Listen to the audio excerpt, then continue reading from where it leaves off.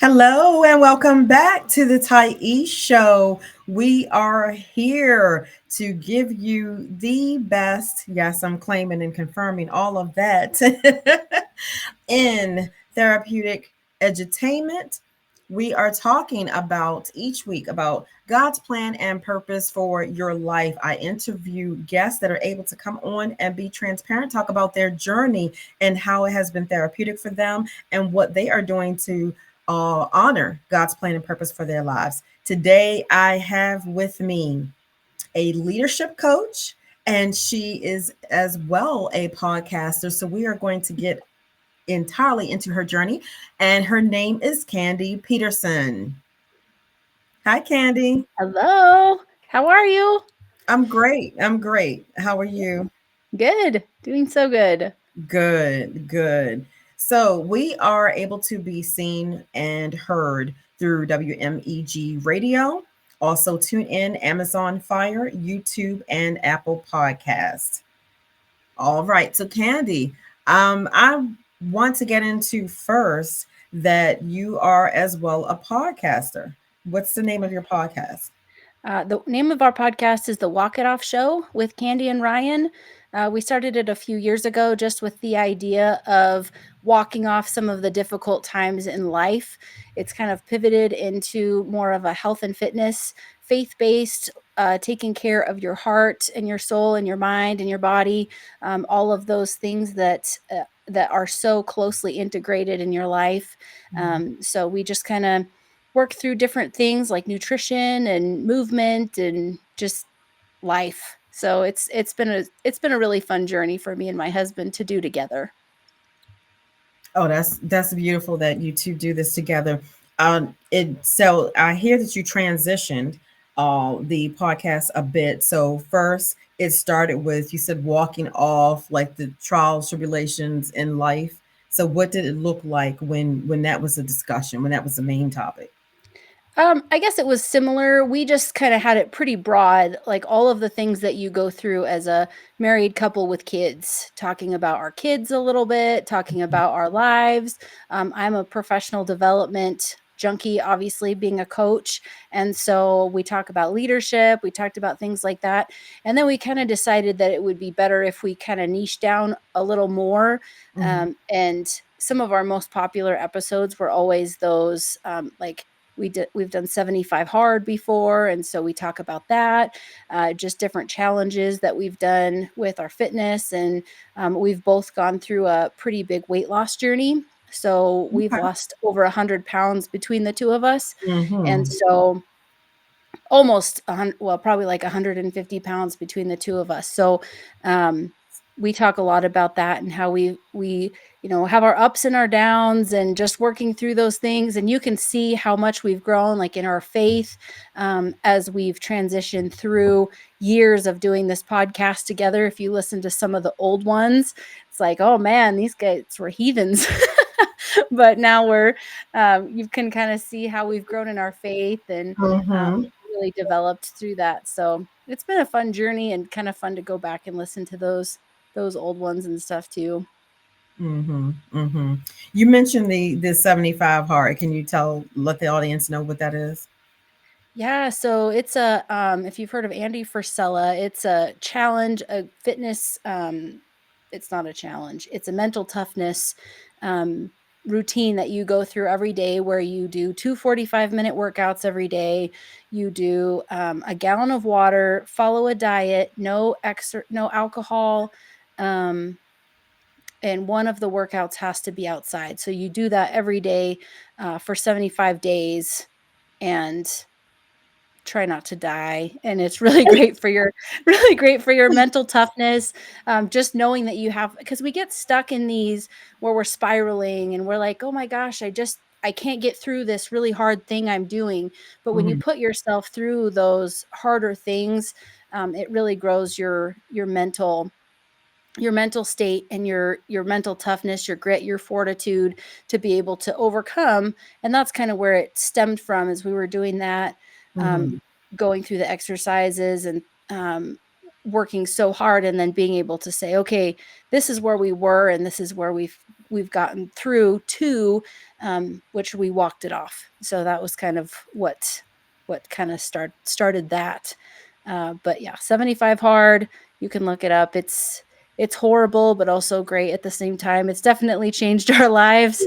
Right. And even with my coaching, I implement some of those ideas into Yes. that with that Mhm. routine, Mhm. because for me, it's 30, 10, 20, 10, 30. So, 10 minutes of journaling or writing, some sort of writing, and then 20 minutes of some sort of reading, professional development, listening to a podcast, that kind of thing.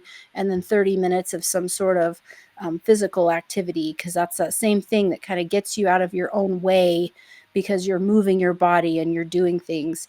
Because I think when we get so wrapped up in the valley that we forget that we're not supposed to stay there. We're supposed to keep walking. Yes.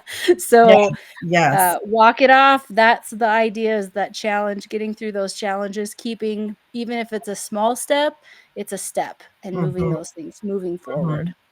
Right. So we can see that literally and figuratively. Yes.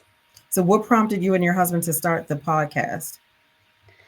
I was walking. We were doing, uh, I think we were doing 75 hard at the time. So I was out for my 45-minute walk, and I was like, man, we should do a podcast. And I get these crazy ideas, and my poor husband's like, oh yeah, we should totally do that. Like, no, don't do it. Um, so we started he's always so supportive. So I get this idea, and he's like, "All right, well, let's look into it." So Mhm. we started looking. We just did like a free Anchor what podcast to start out with, and Mhm. then we um then we started actually paying for a site so that we could do it better and get our podcast out to more people and things like that. But it was just, I would say, a prompting from the Holy Spirit. It's definitely been something that's grown us and changed us, and Mhm. got us more exposure, and just, it makes us sit down. It was almost like a date night for a while, where we sit down and that's our talking time. And even though we're getting recorded, and we have to plan for it and all of that, being able to just sit down and say, this is our thing. It was really fun. We were really good about it for about every week for a long time. Mhm. Lately, with my coaching and all of the things we have going on, we've cut back a little bit to more to like once a month, but it's still fun. Okay. Okay. Yeah.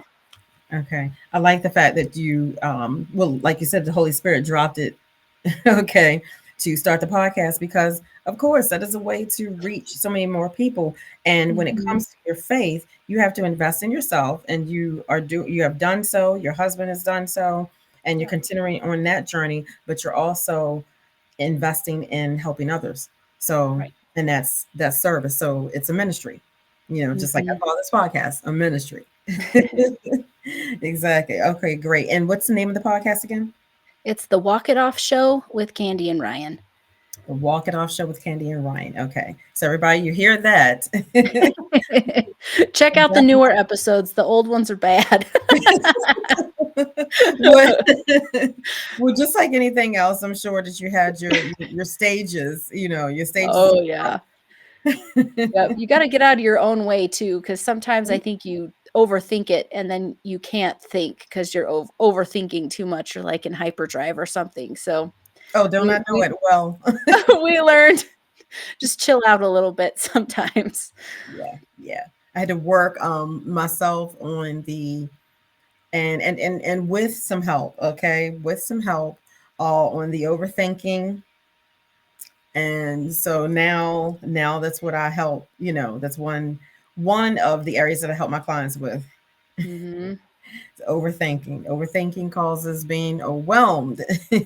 Overwhelmed kind of can, put you mentioned, like being in the valley, earlier. It can definitely put you Yep. in the valley. So okay. All right, well, great. Everybody check out the podcast. And what we're going to talk about now is, and I love this, I have everyone that is going to be a guest on the podcast to send me a bio so that I have a foundation of what it is that they do and how they are helping others and living out their their God's plan and purpose for their lives. So you are a leadership coach, a faith-based leadership coach, owner of Heart and Backbone Leadership Coaching. I absolutely love it. I grinned when I saw your bio. I'm like, wow, look, I love it. I Yeah. absolutely love it. I love it. So Thank you. now, and what prompted you? Now, what I noticed in your being a leadership coach is that that is also niched down. Hmm. Okay, you work primarily with nurses and other persons in the healthcare field Hmm. in leadership roles. Yep. Okay, that's fantastic. How did was that ignited? How did you come about that? So I've been in nursing leadership for over 10 years. So it just makes sense because I understand all of those pain points that nursing leaderships in particular. I'm a nurse by Mhm, trade. Um, and so when I worked as a nurse in the field or in the hospital on the floor, um, I I was good at my job. I mean, not to toot my own horn, but I was good at my job, and as many nurses are. And so then you get pulled into this leadership role where they're like, you should be a leader. I was like, no, thank you. I told them no several times. And then I was like, you know what? I feel like, because this is one of my like decision making paradigms in my life, is if mhm. I feel like I'm gonna regret it later, then I should probably do it. Like I should probably take that step. If I'm like, man, if I'm sitting in that rocking chair on my porch when I'm 80 years old and I look back and think, man, I wish I would have taken that leadership job. I wish I wouldn't have just done, that thing. And so I think the Holy Spirit uses that where he's like, let's pull you out of this comfort zone. And that's where like the Yes. leadership coaching came in, and that's where the leadership in general came in, where I'm just getting pulled because I was like, oh no, I want to be a worker bee. I Mm, want to mm, go and I want to go to work and I want to clock in and I want to take care of people and help people. And then I want to go home. But that's not what God had planned for me. I stepped into that leadership role. I was like, okay, fine, I'll apply for it. And then I got it. And so then I felt obligated to do it. And right. so I did a lot of stuff by trial and error because that's Mhm, another issue is that in healthcare, we have very little resources when it comes to, at least I would say generally, I'm sure there are companies that have really great professional development, and it's getting better as professional development becomes more of a norm. um, but when I first started, there was nothing like that. I'd never read a professional development book, mhm, I'd never listened to a mhm. podcast, I'd never none of it. And so Right. everything that I did was this trial by fire all the time. And my meetings were too long, so I would make them shorter, or someone would tell me they were too short, so I would make them longer. And it was just this constant swing of just frustration of never knowing what the just right anything was. And so with all of that, you know, street smarts that I've developed over the years of just learning things the hard way, self teaching, going through some coaching programs. I'm Maxwell Leadership certified now. And then I've done some ADT coaching as well, where I've gotten coaching certifications. So all of those things have helped me become a better leader, but I Mhm. didn't have that to start out with. And I just think to myself, boy, if someone had asked me when I went into leadership, do you need some coaching? Do you need some help? I would have been like, yes, please. Take all of my money. Right. Because Right. I was so like Mhm. frustrated sitting in the car crying before I would go into work and things like that. And so I Mm, think about those people, and that really pushes me to want that for other people, want to help people with that. mhm, mhm, mhm. So Yeah, I know those issues, and so I want to help those people. right, right. So is your coaching one-on-one, group, or a combination? Combination right now. Yeah. Mhm, Yeah, I really like the one-on-one. I think mostly because it does have that faith-based aspect. It's just really nice to be able to understand a person and where they're coming from spiritually. Uh, like I was talking to a former client yesterday, she wants to continue on, but she's just had a lot of tough times happening in her life. And it was so nice to be able to reconnect with her. She's like, I was so frustrated. And then you reached out to me. I was like, something in my spirit told me I should reach out to you. And Mhm. she's like, thank you for being obedient to that. And we just take those things for Mhm. granted. It's like, I mean, it is literally a superpower that we have those promptings from the Holy Spirit and that spiritual Yeah. aspect of what we do. And Yes. Mhm. it just adds that more intuitive, like you have that empathy on a deeper level with people because you have that connection with your Mhm. faith. Right. Right. Right. I love it. So, what are some of the aspects and formalities of a one-on-one session with you in coaching? So I have a free introductory call. So I just meet with someone, see how their what their goals are. I have a leadership assessment, and so we go through that and just see where they fit. You know, if it's something that's going to be a good fit or not. And then once they sign up, then the first thing we do is go through their values, figure out because most people don't even know what their values are. Mhm. And so we figure out what their values are, and then we start working on some value statements. And you'll kind of hear as we go through, this could apply to anybody, really. I just niched down to that healthcare because I want to talk to those people in particular. But my coaching could work for anyone, especially if you're looking to move into a Right. leadership role. Mhm. But we go through our values, we get some value based goals, and then we just kind of work through whatever um, constraints you have, whatever your barriers are, your limitations that are keeping you from that feeling that confidence and success. And I mean, you're still going to have stress, but being able Mhm. to manage that stress in a productive way, being able to work through some of the tough times. One of my values for my business is calm and chaos. And because we hear the chaos coordinator, I don't like that because then it feels like you're stuck, you're in the chaos coordinating it. I think especially as Christians, we need to pull ourselves out of that chaos and be the calm, be the one that says, no, this is not where we're gonna live. We're not staying in Yes. this valley. We're moving out of it. We're headed to those mountains. So Mhm. I think that's one of those big things where we go through the aspects of, what are your values, learning yourself better, having that self-awareness. You can see, okay, I am too deep in the weeds right now. It's just like when you're in the forest and you can't see the trees because you're Mhm. right up against them.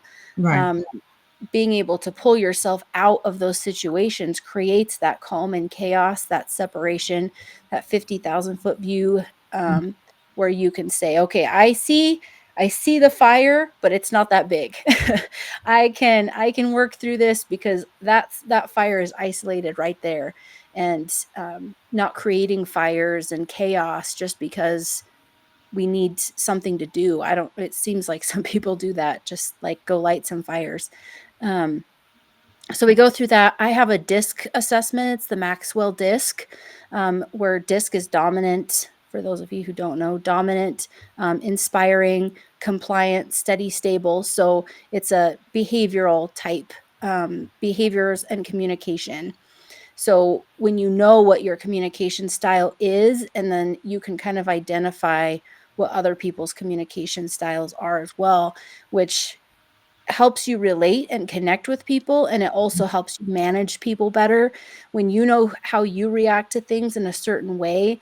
Like if you're a compliant leader and you want everything to be perfect in a certain way, and then you're working with someone who's an I, who's just inspiring and kind of free flowing and loves to talk and visit and those kinds of things. I can say that because I'm an I for sure.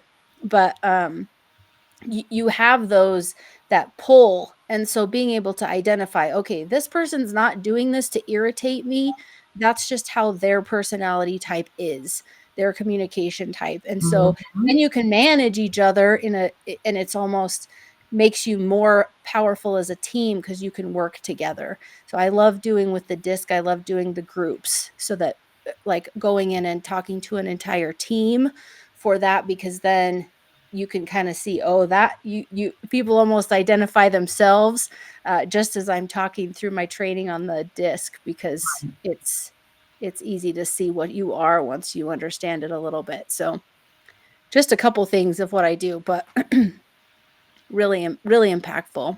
Right, right. So I love that you've established these tools that, and you're utilizing the tools that will help people to overcome, and nurses and other healthcare practitioners and leaders, Mhm. helping them overcome the self doubt, helping them overcome being burned out.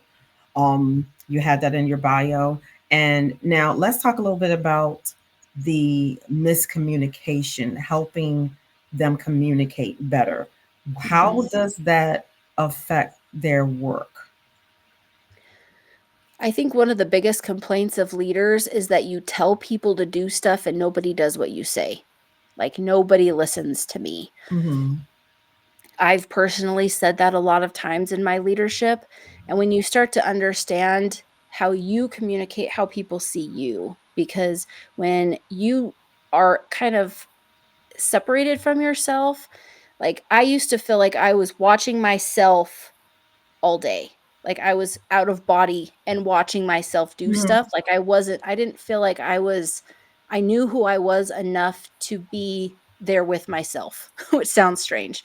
But once I started working on some leadership development and some self awareness, um, the law of self awareness for Maxwell leadership is that you can't grow yourself unless you know yourself. And so when you start to understand, Mm-hmm. I have this issue, or I have this strength, or I have this non strength. I like to call them non strengths instead of weaknesses, because then it feels like Mm-hmm. something you can control. Right. Just like a muscle, you have a weak muscle, you can strengthen it. Or if you have a strong muscle, you can utilize that more to help compensate in some of those ways too. So knowing what your strengths are is huge. So when you're able to communicate better, I think a lot of leaders will try to be, they're just a talking head. Like they always have something to say, they're always telling. And I saw this really cool thing. I cite it, but I can't remember where I saw it. There's so much out there right now, but he grabbed this guy's hand. He's like, "Come and walk with me." And the guy just got up and walked with him. And then he's like, "Okay, put your fists up against my hands." And so he put his fists up against his hands and he just automatically started pushing against. And so when you learn to communicate and connect with people, you're able to walk alongside them rather than pushing against them all the time. Mhm. Where I think leaders, we think we have the right way to do something. And so we're like, okay, this is how we're going to do it, which there's a time and a place for that. But for the most part, you can say, listen, we're going to go along. This is where we're going. This is what we're doing. A lot of that is like vision casting and saying, look, we're going to go through this together. People are going to be a lot more willing to follow you if they can connect with you, if they like you, if they're inspired by you. If they don't like you, it's just going to be a lot harder. You don't not going to be everybody's buddy. That's not what I'm saying. But Mhm. Mhm. there needs to be a mutual respect and a likeness, or a, ability to influence someone is based on whether they like you or not. If you don't like someone, you're not going to want to follow them. You're not going to want to do what they say, especially if there's some challenging time or you have to lead them to a change, like a buyout, or uh, you know, some difficult time, some sort of changes in your company or anything Mhm. like that. Like, they don't like you, they're just gonna leave because there's other places to work, you know? Right. So, Mhm. that communication is huge. It enables you to get what you need done without having to over talk, because you're actually connecting with them and then communicating. Then you can, like, do I still have to say things that I need people to do more than once? Yeah. I always think I have to tell people at least 3 times before they actually understand. I think that's just an adult learning thing. Um, but eventually they understand, and you're working through those ways to help them get to that Right. point, if that makes sense. Right. So are you as well working with more executive with entire hospital staff in this in in teaching leadership and Not yet. That's my goal, is to work Mhm. more in like a business to business kind of coaching. Right now, I'm just business to individual for the most Okay. part. I have done some like lunch and learns, executive training kinds of things. Uh, Mhm. just not as many yet. I've only been at this since September of 2023, as far as having my own company and doing this. So it's just working through getting all of the education and logistics and website, all of that Mhm. foundational Mhm. stuff, Oh, processes I and do know. everything. So, Yes. but yeah, that's my goal, is to be able to work with organizations to help them develop their leaders and create a agency that can go in and help, and has other heart and backbone trained leaders that can help bring people along. That would be the goal. Mhm. Mhm. Yeah, I asked because I see that for you. That would be, I mean, that would be amazing to ramp up. And it's necessary. I want to bring it back down to how this can trickle down leaders and healthcare leaders understanding how to work with their staff and how that trickles down to better communication and a better relationship for those of us that have to visit the hospital Oh, and the yeah. doctor. Mhm. It's very needed. In communication, there's definitely um areas where there's a disconnect when it comes to us as as patients and talking to nurses who are under the leadership of higher up in the staff there. Mhm. So how does this help those of us who are patients, um and with communication, how does it help us? I think it's incredibly impactful, because if you've ever had a nurse that can't communicate with you, it's really rough, and Mm-hmm. they're not explaining, they're just not. And I think, not to pick on the newer generation, but I've worked with a lot of young people who really can't, like, they've never even touched anybody, really, and so to have to actually have a communication with somebody in a really vulnerable position, like you are when you're in the hospital, they just can't do it, and so teaching people how to connect is, I think, goes in every direction. When you learn to connect, you can connect better with your kids. You can connect better with your spouse, and you can connect better with your patients if you're a Mm-hmm. nurse. You can connect better with your upper leadership, or the people who are underneath you as your employees. And so when you have a nurse, and I think we've all had those nurses too that know how to have a conversation with you, how to add, because I think we spend so much time looking at ourselves. And one of the keys of self awareness is not having to look at yourself all the time. Mm-hmm. You've looked at yourself, you've examined yourself, okay, this is my heart, this is my purpose in my life, this is what the values that I have. And it's just like I say, it's like roller skating. If you've ever roller skated, you can't look down at your skates and roller skate. You can't. Because if you do, you're going to fall on your face, or you're going to run into somebody. So you have to let your feet roller skate. Your feet just have to do what they have to do, and you have to look ahead. Same with riding a bike or anything else. You can't look at yourself, because if you're looking down at yourself, you can't do it. You just fall. So when you're able to understand you're aware of your own self at all times, Right. and then you're able to really give yourself to others. You're only looking for for how to value and add value to other people. You're Mm-hmm. not worried about, well, I didn't say that just right, or they thought this about me, or they probably didn't. And those assumptions that we get in our head where they're like, this is what they thought about me. It doesn't matter what they think about you. You know, you're created by God. You're created in the image of God. You're the head and not the tail. You're victorious already. Why do you need to look at yourself all the time? Why do you have to worry about what other people think about you or what they're doing? I mean, I Mm-hmm. wouldn't you wouldn't be doing a podcast. I wouldn't be on your podcast if we were so worried about what other people thought about us, right? We would just be sitting in the Amen. corner like, ugh. Mm-hmm. And so having that awareness gives you the ability to really give yourself to others. So when you're a patient and you have a nurse who is self-aware and cares, just is focused on your care, because she already, she did her workout, she's eating healthy, she's drinking her water, she's managing all of the things that make her tick and her move forward. So she doesn't have to be looking at her roller skates all the time. She can say, okay, patient, Mm-hmm. how can I help you today? I know you're going through a really tough time. What can we do to make that better?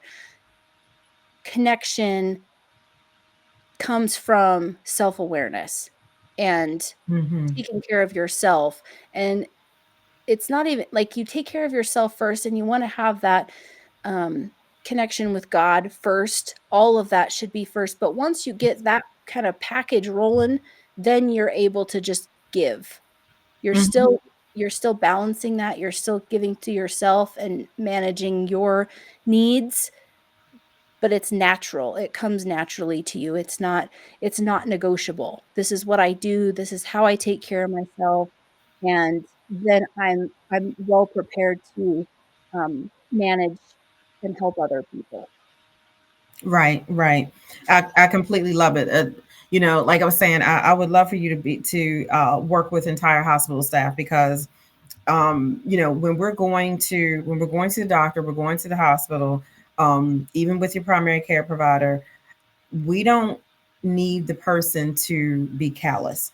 We need to know that they care. We already know that they know the sciencey things, the anatomy things, the biology Mhm, things, or whatever they do. How to draw blood, how to do, how to take a temperature, all the triage stuff. And, we know that they know that. Okay. Um, which is their hard, their concrete, the foundation of the knowledge. Okay, that's lovely, great. You're there. You got a degree. Okay. However, there's a customer service portion, mhm, to that.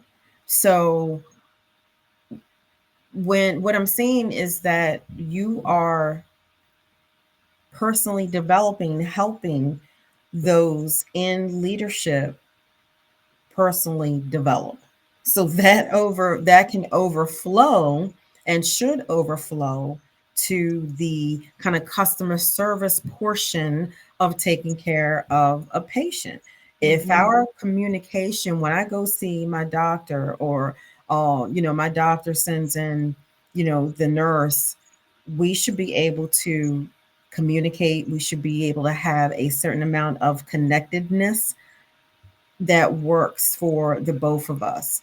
But mhm, if my nurse is having a bad day, if there was maybe an argument at home or problem with the kids, before coming into the shift, or maybe my nurse is very tired, they work 12-hour shifts most of the time, from what I mhm. hear, At least. Yep. and exactly, maybe might be a 16 going on there. So then there, that calm and peace, that you mentioned in our connection and our and just our communication, is that ends up being kind of going by the wayside if they themselves have not grasped a hold of what their responses should be Mhm, to their own personal concerns. So they have to work. I love the fact that there's someone out there that is working specifically with nurses and hospital staff.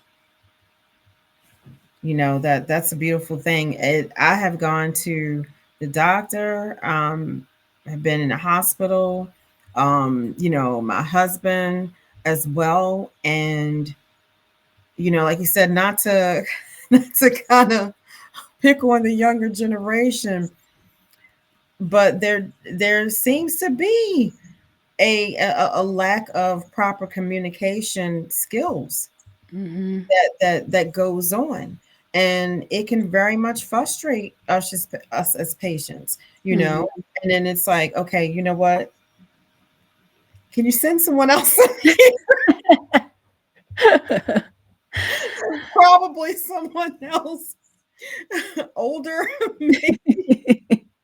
that hopefully, you know, has enough time in that they where they now have an understanding of how they should work with the patients, you know, in communication. It can be rough. It can be rough, and you feel like a lot of times that you're not heard, you know, as a patient. So having nursing staff um with in classes, you know, and taking courses from you and with you, one on one and in group, is Mhm. an excellent business. I love it, and I would love to see you grow further, you know, into that hospital, into that full hospital staff, because it's very needed.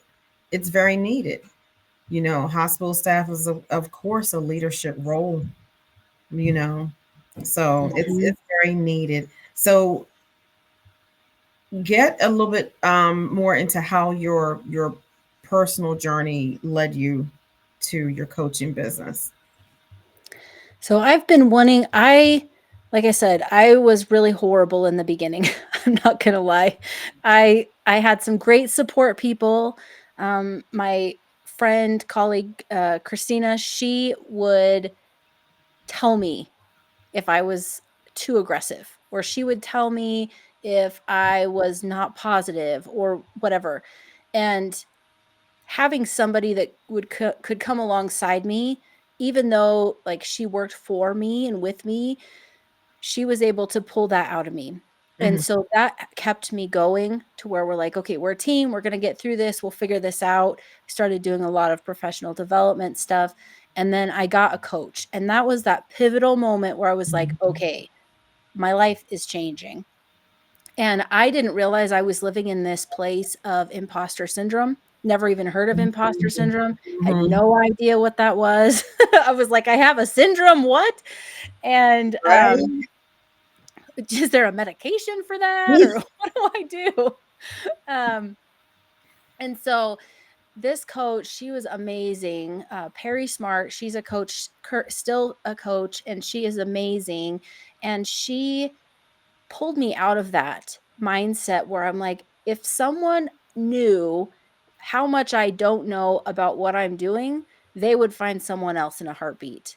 They would not Mhm. allow me to Mhm. continue in this role because they would know that I don't know what I'm doing, and they would find someone else. And so I worked through a lot of that with her, and Mhm. my goal was to move up into the next level, but at the same time I couldn't move into that level because I was too scared. And I thought that if I actually interviewed for a promotion, they would kick me out. Like, what are you talking about? Like, you shouldn't even be in leadership, let alone a higher level of leadership. That's how I thought, and that's the words that kept going through my mind. And so Mhm. when I got a coach and was able to work through some of those things, I was like, man, I got to do this with other people. I need to help other people. So I sort of started um, dabbling in some coaching. That was back in 2021 is when I got my coaching certification. And I was like, we'll kinda see how it goes." I would do a little bit of stuff on the side. And then another, of course, we can't listen until we have this like traumatic event. I did get a higher level of leadership position, which I was very excited about. And then um, the beautiful woman who took my position at my old office, she died suddenly in a side by side accident. Mm, I went back to be with my old team, and I came to find out that she was feeling really insecure in her leadership. And I'm like, oh my gosh, like, how could I let her pass away feeling that way about her leadership? And like, what could I have done differently? How could I have helped her? And it wouldn't have saved her, but that's when I said, "Okay, it's time. It's time mhm, to take that leap. It's time to start this coaching business." I had no idea what I was doing at all. I had to get business coaches for that as well. And so mhm, mhm. as I worked through that grief of losing a friend and colleague, I was able to really see more clearly God's purpose on my life. And Yes. then I started working with some other nurses that, Mm, I had contact with online, and people I had met. And when I get done with a coaching session, my cup is so full. Like, you would think that pouring into somebody for, 45 minutes, hour, mhm, whatever, that it would be so exhausting. But that is what like energizes me. I come out of them like, "Yeah, let's go." you know?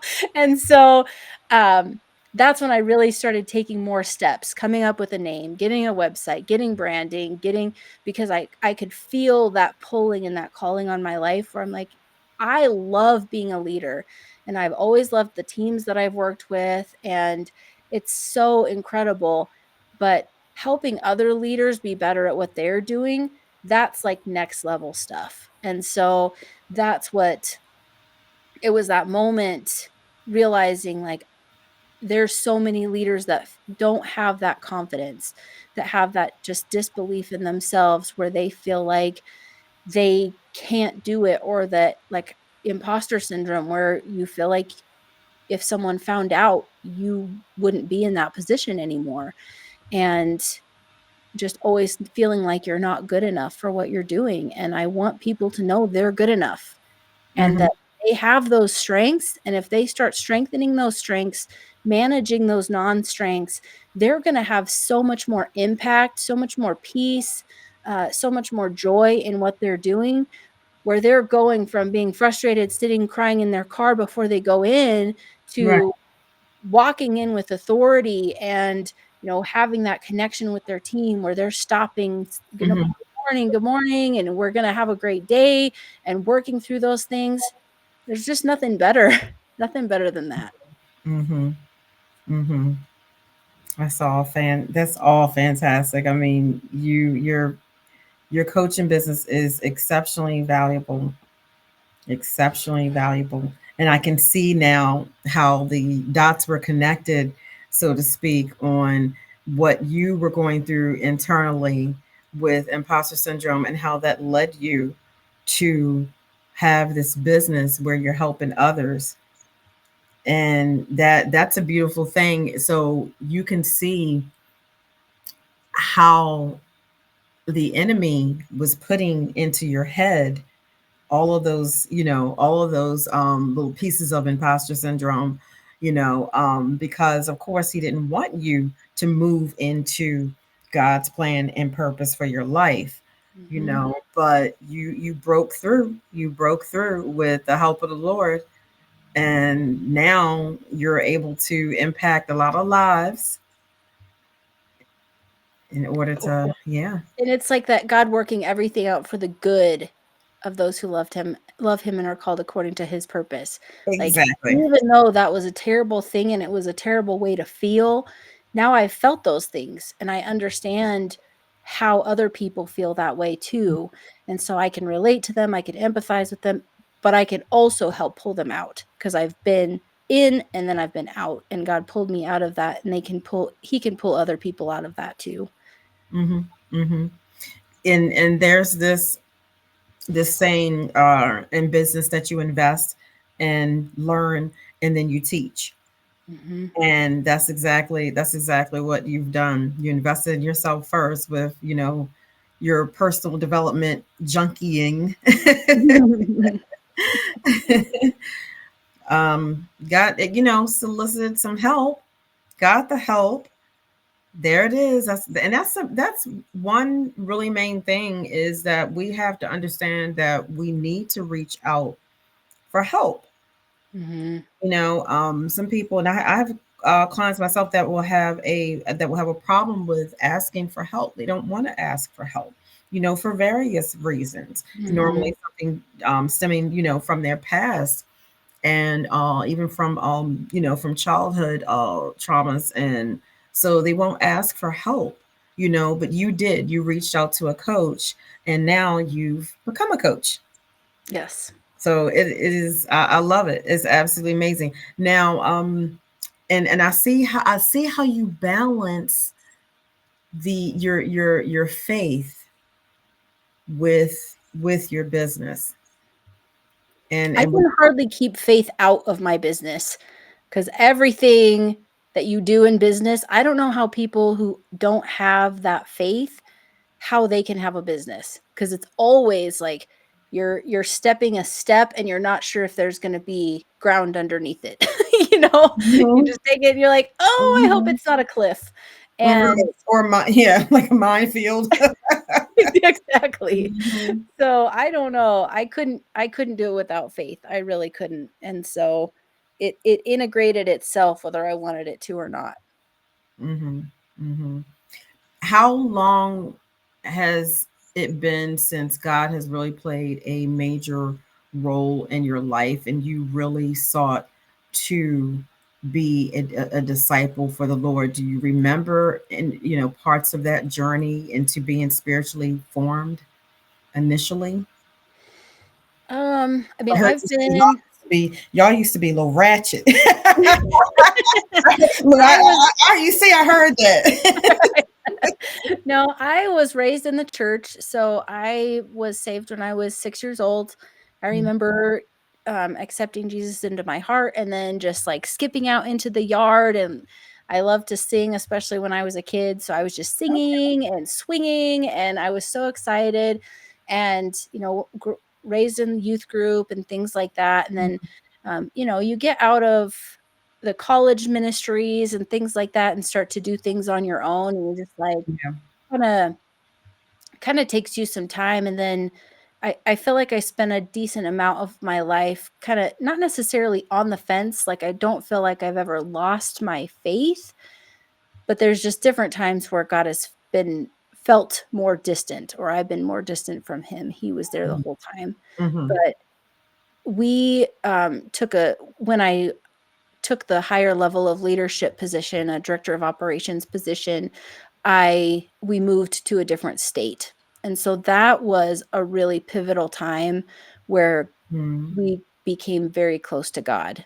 And it was a really difficult we had been born and raised in the same town, both me and my husband and our parents' parents, and very well integrated into that town. And so um, when we made the decision to move, it was such a faith move. Like, we knew nobody here. We'd never even been to the town we were moving to, but I had a encounter with God where I will never forget. Um, I was walking, do a lot of walking. That's why Walk It Off show. Um, Hmm.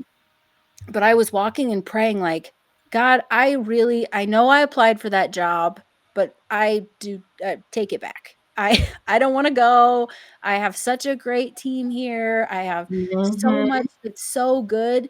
And I won't say it's audible, but I was walking around, our old high school track, and they've got the big speakers for, races and stuff. Hmm. And I swear I looked at that speaker, and it's just as clear in my mind now as it was then. Looked at that speaker, and I was listening to music, and I just felt the Holy Spirit like, "Take your headphones off." And so I walked around the 200 meter and rounded the corner, and I just felt like God was there. Like, it was incredible. And during that encounter, he was speaking things over my life, things that I would never speak over myself. You know, I knew it wasn't my own Right. thought. You Mm-hmm. were made I knit you together for something greater than this. This is not where you are supposed to stay. And just all of these, and very like a lot of scriptural things. That's when you can kind of weigh it and be like, okay, who's talking to me, kind of a thing. But it was very scriptural. Mm-hmm. And I knew I had only interviewed for this job one time, so I hadn't even had an official offer or anything yet. But I told my husband I was bawling, just bawling, and this poor lady walking with her baby, she kept like looking at me like, "What is her problem?" But I was just bawling and just walking, and um, the Holy Spirit was we were pulled so tightly to leave, even though it was one of the hardest things we've ever done. Left a lot of family, a lot of friends, but Mm-hmm. I think, and it wasn't even so much that job, because now I have this business. It was that we had to take that step because God knew that there was going to be so many more steps we were going to have to take. So in order to really be able to walk into our purpose for our lives, we Mm-hmm. were going to have to step out of that comfort zone. Yes. And he knew that we weren't ever going to be able to meet our potential in that comfort zone because we always had all of these, nets to catch us, and those nets weren't faith based. And so Mm-hmm. when we stepped out of that, we found a church here. We started really digging into the Holy Spirit and learning more about that, and becoming less of a heathen, I guess. um, and just growing and walking in that faith. But that was a very pivotal moment where I've never been so sure of anything in my entire life. I called my husband. I was like, I think we're moving to Idaho. He's like, did they call you? I was like, no, but I think we're moving. God told me we're moving. And he was like, okay, crazy pants. I mean, he believed me, but um and I went and told the girls at the office. I was like, I hate to say this, but I think I'm moving to Idaho. They're like, fine. you know, but yeah, God has always been there. And I feel like just when you have those promptings on your life, it's not going to be comfortable. And it's almost like I heard someone say the other day that if it's not comfortable for you, it's probably God. Because Mm-hmm. if it was comfortable, it would totally be your flesh, or, the Right. devil talking to you, trying to keep you, Mm-hmm. if he can keep you stagnant, he can keep you in Mm-hmm. that comfort zone. Like, you might impact a few lives, but you're not gonna be impacting millions of lives or thousands of lives. You're Right. just maybe impacting a few people, and that's where he wants you to stay. So if he's pulling you out of that comfort zone, it's probably the Holy Spirit saying, I've got something bigger, better for you. Whereas I would have never had what I needed spiritually and emotionally if I had stayed where I was, even though where I was great. Exactly. Exactly. Exactly. And now, and through all this, it's like we need to understand that we have to be obedient. But first, we have to listen. We have to be calm. Mhm. We have to listen. We have to, and this is why we're supposed to like meditate on our word. We're supposed to know our scriptures. We're supposed to have a close relationship with God so that we can hear him when he's speaking to us. And then we know that we are not supposed to follow our own understanding, but we're supposed to follow God and what he wants us to do. So you just picked up and and ended up in Idaho. Yep. And your husband is like, well, if God said I'm there for the ride. Yeah. And it's so crazy. We came here, we had 4 days. We had a long weekend. That's all we had to come and find a house. We have 2 kids, and we had to come and find a house. Our house sold in 1 day in Wyoming. And Because it was so, because you were yeah. supposed to move. I mean, And come on, it how was often all does these that happen? open door after open door, and we were here for 4 days, and my husband got a call about an interview, and they're like, "Well, we can do it virtually on this day." He's like, "Well, I'm actually gonna be in town on Monday. Could you if you would have time Monday, I could be there in person. They're like, oh, great. So he had an interview while we were here. We looked at like 25 houses while we were here. Our realtor was a Christian. She invited us to her church. That was the only church we went to. Like, Mm-hmm. there were so many things where, I love like, it. we found a house, we got a job. I had a job. I actually got the job offered to me also. It wasn't smoke dreams. Mm-hmm. But yeah, you can just see, and looking back you can see it, looking forward you can see it, and it's just crazy. Like, if you let God work on your life, it's going to be such an amazing journey. And I you love it. you said that obedience. Ugh, that's the hardest part. Yeah. Listen and obey. Trust and obey. Hmm. Oof, Hmm. And obedience is the highest form of praise. it's Hmm. terrible. Hmm. I don't want to.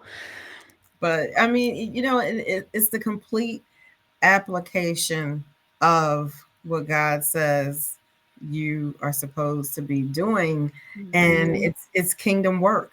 It's Yes. 100% kingdom work. Understanding how to get past that the enemy stays in our ear, about something, Mhm.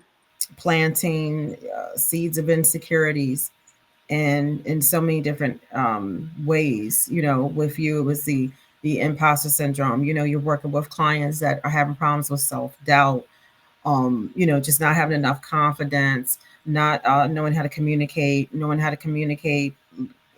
comes with a certain amount of self-awareness, and also emotional intelligence and being empathetic to others. Mhm. All is a part of that big circle of communication and being able to communicate properly. So you are playing a major role in your field, and show the podcast maybe in order to land when the spirit says now a huge, opportunities to to speak to a larger group, and a leaders and a hospital staff, to let them know, hey, you need this. You need this, because it will make our healthcare organizations, just you know better to oversee, the daily operations, and that things run a lot smoothly. Mhm. There has to be that mental health piece. There has to be the personal development. There has to be understanding of how to properly communicate. It all goes, hand in hand. I love it. And you have been able to balance this with your love for God. It's been great. Been great. So everyone, Candy Peterson can be followed on Instagram, okay, at Candies, and at CANDYS_coaching. Also, visit her website at heartandbackbone.com. And as you heard, she is a leadership coach, faith based, works with nurses and other healthcare leaders. Do you have any advice, any key point, any gems that you want to drop? I guess one of the biggest things with my heart and backbone, it's really leading with heart, being able to have that compassion and that kindness and that love for the people that you're taking care of, but also having that backbone where Mm, we have to sometimes have tough conversations and we have to be able to stand up for what is right. And that's one of those balances in life that's just really hard, especially in leadership, because we want to be so nice, or we want to be so hard and so, you know, mhm, hard to reach. And that heart and backbone takes a lot of vulnerability. And so that's where that comes from. And I just want to help people find that heart and backbone in their leadership for better connection, communication, joy, and success in their careers. So if you're someone who's looking for leadership coaching, I would love to help you with that. Like you said, you can reach me at that heartandbackbone.com. And that DISC assessment is super helpful. So if that's something that you're interested in, I also have a free resource for that I would love to provide for your listeners as well. So thank you so much. This was so fun. I appreciate you so much. Thank you. Thank you for coming on. Thank you for being so valuable to our audience. I really appreciate it. So, everyone, we have had Candy Peterson, and I've let you know how to get in touch with her. So please do. And Candy, I see just big things. Not that you're not already doing big things. Because you are following God's plan and purpose for your life. You are the epitome of guests that we have on the show. So thank you again for coming on. And again, everyone, if this is your first time here, please make sure you follow us on YouTube and also listen to the podcast consistently at WMEG Radio, and MEG stands for Movement Entertainment Group. And you can follow us on Amazon Fire TV, also Apple Podcasts, and TuneIn Radio. Thank you again, and God bless.